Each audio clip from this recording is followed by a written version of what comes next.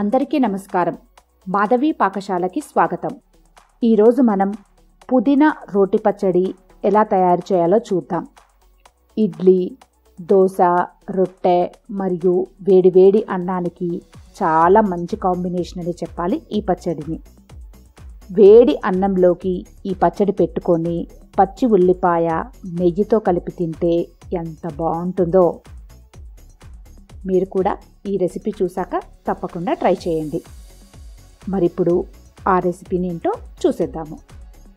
ముందుగా కడాయి తీసుకొని కడాయిలో నూనె వేసుకొని దీంట్లో పచ్చిమిర్చి వేసి వేయించుకుందాము.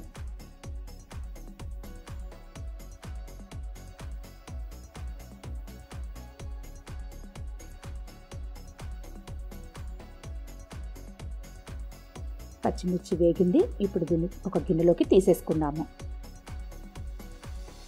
ఇప్పుడు దీంట్లో శుభ్రంగా కడిగినటువంటి పుదీనాను వేసి మగ్గించుకుందాము. ఒక 10 నిమిషాల సేపు పచ్చివాసన పోయేంత వరకు మగ్గబెట్టుకుంటే సరిపోతుంది. ఇప్పుడు దీంట్లో ఒక ఉల్లిపాయ,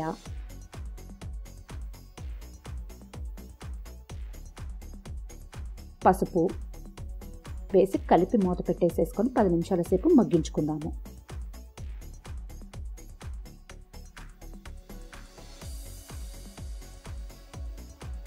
పుదీనా చక్కగా మగ్గిపోయింది. ఇప్పుడు దీన్ని స్టవ్ ఆఫ్ చేసేసి పూర్తిగా చల్లారబెట్టుకుందాము.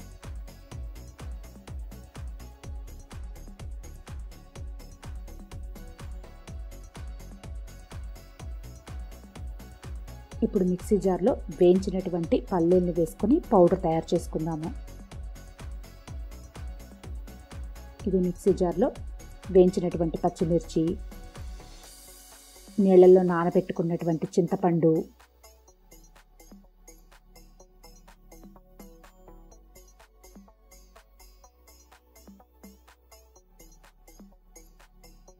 ఉప్పు వేసి పేస్ట్ తయారు చేసుకుందాము. ఇలా మిశ్రమం తయారైపోయింది కదా. ఇప్పుడు దీంట్లో పుదీనా మిశ్రమాన్ని వేసుకొని మరొకసారి మిక్సీ పట్టుకుందాము. ఇలా పుదీనా వేసిన తర్వాత మాత్రం అవసరాన్ని బట్టి చాలా కొద్ది మోతాదులో మాత్రమే నీళ్లు వేసుకొని పట్టుకోండి. అలాగే దీన్ని మెత్తగా కూడా బాగా తిప్పేయద్దు. 1-2 సార్లు విప్పులో జాగ్రత్తగా తిప్పుకుంటే సరిపోతుంది. పచ్చడి మరీ మెత్తగా అయిపోతే టేస్ట్ అనేది అస్సలు బాగోదు. అలాగే వాటర్ కూడా క్వాంటిటీ ఎక్కువ పోసినట్లయితే పచ్చడి టేస్ట్ అనేది అస్సలు బాగోదు. పుదీనా పచ్చడి రెడీ అయిపోయింది. ఇప్పుడు దీనికి మనం పోపు పెట్టేసుకుందాము. కడాయిలో నూనె వేసుకొని శనగపప్పు, మినపప్పు, జీలకర్ర, ఆవాలు, ఎండుమిర్చి వేసి తాలింపు పెట్టుకుందాము.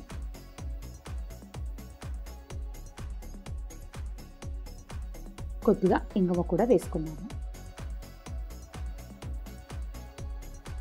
తాలింపంతా బాగా వేగిన తర్వాత రెడీ అయినటువంటి పుదీనా పచ్చడిని వేసుకొని కలుపుకుందాము.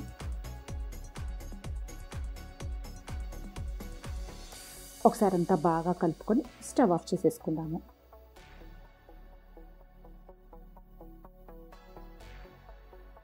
అంతేనండి. ఎంతో సింపుల్గా తక్కువ సమయంలో ఈజీగా చేసుకోగలిగినటువంటి పుదీనా రోటి పచ్చడి రెడీ.